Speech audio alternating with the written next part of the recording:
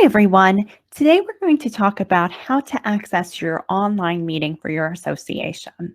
So to access the online meeting for your association, the first thing we're going to do is we're going to go to the online portal located at www.infohoa.com. When we arrive to that page, we're going to click on the center of the page to get to the portal. Now, I'm already signed into my account here, but what you will need to do on the top right, it will ask for your username, which is your email address, and your password. If you can't remember what your password is, there is a link to have an email sent to you to remind you of your password. If it's during business hours, you can contact our office and we'd be happy to reset that for you as well. Also, if you are not signed up for the portal, it's important that you register for the portal prior to the meeting. We ask that you register at least 2 or 3 business days beforehand so that we can ensure that we can get you fully registered and everything's working. So if you need to register, you'll notice underneath where it'll ask you for your email address or password, it'll say register. You'll click on that button and fill it out, and our customer service team, once they receive that information, they will verify that you are the legal owner of the property and verify your account. But once you're in the system here, there's one of 2 places where you'll find the link for your online meeting. The first place will be on the main page at the bottom, underneath where it says learn more about your community. There will be a scrolling message about the meeting, whether it be a board meeting, an annual meeting, or any other type of meeting. It'll have the information. You'll just click on read more. On this, it'll have the link to your meeting. And then if your association is able to do any kind of online voting and that meeting requires that, it will have any information regarding that as well. This same information will be found on the calendar as well. So up on the calendar, we're going to click on that. And this meeting is on February 26th, and we can see annual meeting. It's a virtual meeting, and we can click there. Once we click there, we can click on the sign-in sheet, which is located right where it says, please complete the sign-in here. This should be completed a couple minutes before the meeting. If you complete it beforehand, the meeting will not be open yet. So you're going to want to wait until about 10 minutes before to go in, complete the form, and then you'll receive the meeting video link and phone number.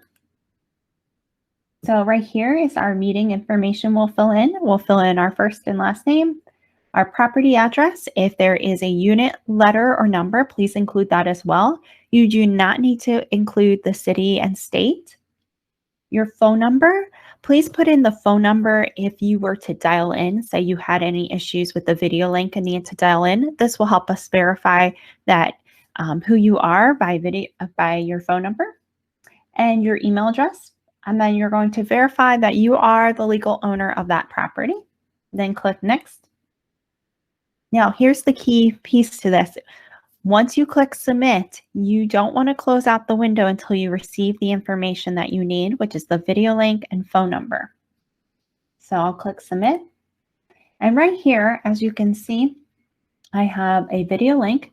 Each community's video link will be unique. So this one's unique to my sample community right now, and then a phone number.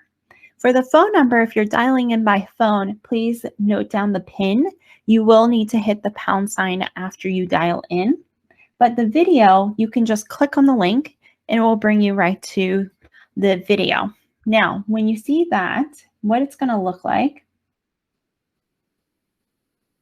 is it's going to show you this screen where it will either ask you for your name or just ask you ready to join. Now, if it asks you for your name, you please type in your name because this is what we use to verify one more time that you are who you are. Please do not use an alias, or please do not leave this blank as well. We ask that you put in your name. Then if you have Google, and you have a Google account that you're signed into, it will not ask you for your name because it will verify you through that means. So if you have another family member that you're logged into their Google account, that's okay. Just once you get into the meeting, just let us know who you are so that this way, if it is maybe under one of your children's names or a spouse's name, we can further verify who you are. As you notice in the example, it says camera is off. You're going to want to make sure when you click on the link, it will ask you for permission to your video and your camera. You're going to want to allow that because you can always turn those features off. Once you have the video permissions turned off on the video and the microphone, it makes it a lot harder to go back and change those settings. But you'll type in your name and then it'll ask you to join, or if you have Google, it'll just ask you to join. And it's going to take a moment. If we're ready for the meeting to start or to let people into the meeting and you signed in about 10 minutes beforehand, you should receive it pretty quickly to get into the meeting. If you tried to get into the meeting about half hour before it started, then it's going to take a little bit longer and you're going to have to come back to that page. Once you're in the meeting, this is what the screen's going to look like. You're going to have tiles in the center that will have faces or pictures of people, depending if they have their camera on. You might have a screen share of the agenda. So you're going to see all different features here. And then at the bottom is what's going to be key. Here we have in the very center is our red phone hanging up. You will want to click that at the end of the meeting, not at the beginning. You want to stay in the meeting.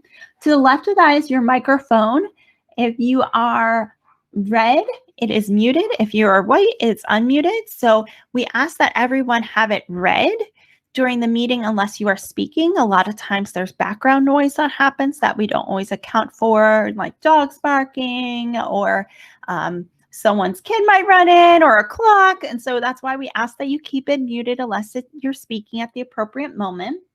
And then we have the camera button here that if it's red, it's off. If it's white, it's on.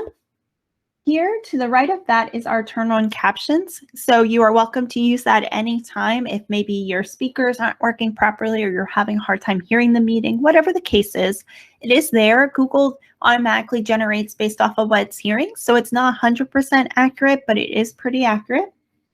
Then to the far right are further options. It's these three dots. The one thing that you're going to want to keep note of is right here where it says use a phone for audio. If at any point the audio on your computer stops working properly, or maybe your microphone's not working, you can always click on that. And then you'll click on either you'll put in your phone number and Google will call you to link it together, or you'll click on dial in and you'll call a specific number. And what this will do is it will link your phone audio with your computer. And so it'll make it all sync together. And then up at the top right will be our chat feature. Here we have a bubble with lines in it. You'll just click on that to pop in a question. What we ask is that if there's a question maybe during the meeting that you want to try to get addressed during open floor, you can pop it in there. We may or may not get to those questions, and it might be something that your manager will need to note for a later time to circle back with you on. But if you have questions, you can always type them in there, or if you're having problems with your technology and maybe your microphone's not working, that's a good place to type in anything as well. At the end of the meeting, as I stated before, to exit, you'll just hit the red phone hanging up. If you dial in by phone, you'll just hang up your phone. If there's any questions that you have, feel free to reach out to us at admin@infohoa.com. We're happy to help however we can. Thank you and have a great day.